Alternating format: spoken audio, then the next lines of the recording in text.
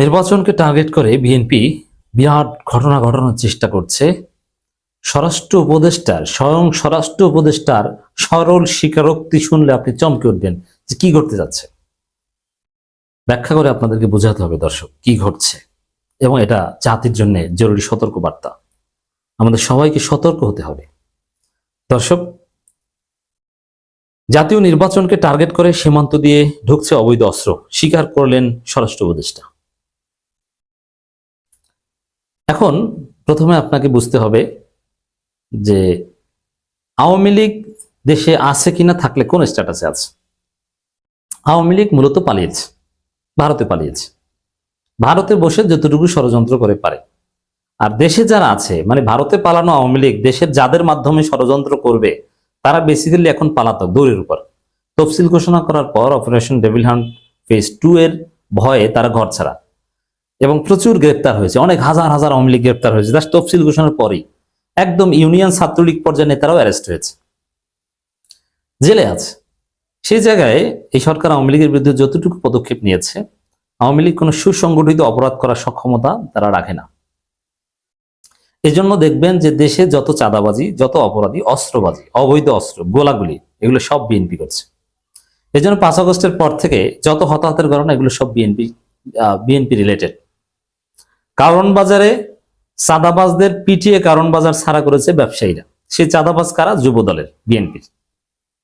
এর মানে বিএনপি ছাড়া বাংলাদেশে কোনো চাঁদাবাজ নেই এবং কোনো অপরাধ করতে সক্ষমতা রাখে না, এবং পরিকল্পিত অপরাধ করবে এটা তো সম্ভবই নয়। যেমন ভারত থেকে অবৈধ অস্ত্র এনে এবং সেটা নির্বাচনকে টার্গেট করে অ্যাকর্ডিং টু স্বরাষ্ট্র উপদেষ্টা কিছু করবে, এটা আওয়ামী লীগের পক্ষে সম্ভব না। তাহলে এটা কারা করছে? এটা নিঃসন্দেহে বিএনপি করছে। বিএনপি কেন করছে? এটা বিএনপির ন্যারেটিভের সাথে মিলে যায়। বিএনপি, এটা আমি অনেকবার চ্যালেঞ্জ দিয়ে বলেছি, আপনার আত্মীয় স্বজন যদি থাকে বিএনপির স্থানীয় নেতা, তাদের কাছে জিজ্ঞেস করেন। যদি বলেন যে আপনার এলাকা ছিল বিএনপির ঘাঁটি, এখন বিএনপির ভোট নাই, বিএনপির লোকজন সব এখন দাঁড়িপাল্লা করে, তা আপনারা তো হেরে যাবেন, তারপরও রাজনীতি করেন, কেমন লাগে? তখন সে বলবে যে হ্যাঁ, আমার ভোট নাই, জনগণ দাঁড়িপাল্লা করে, কিন্তু এদেরকে কি ভোট দিতে যাইতে দিব? ভোট কেন্দ্র এজেন্টকে বের করে দিয়ে দখল করে আমরা সিল মারব, পুলিশ তো আমাদের দালাল, আর বাকি যারা আছে ওটা ম্যানেজ করব, টাকা খরচ করব, আর জামাতের ভোটার সাধারণ জনগণ এদেরকে ভোট কেন্দ্রে আসতেই দিব না। এখন ভোট কেন্দ্রে আসতে দিবে না বিএনপির লোকজন, এদেরকে তো মানুষ আবার মনে করে স্যাসরা সাপরি, এরা কি বললেই হবে? না, তাও হবে না। তাহলে কিভাবে ভোট কেন্দ্রে আসা ঠেকাবে? That is also great question. তখন ভোট কেন্দ্রে আসা ঠেকাতে হলে অস্ত্রের ভয় দেখাতে হবে। এখন অস্ত্র কোথায় পাবে? সেই অবৈধ অস্ত্র এই ভারত থেকে আনছে। এই যে স্বরাষ্ট্র উপদেষ্টা যেটা বলছেন, জাতীয় নির্বাচনকে টার্গেট করে সীমান্ত দিয়ে অস্ত্র ঢুকছে, এইটাই হচ্ছে বিএনপি আনছে।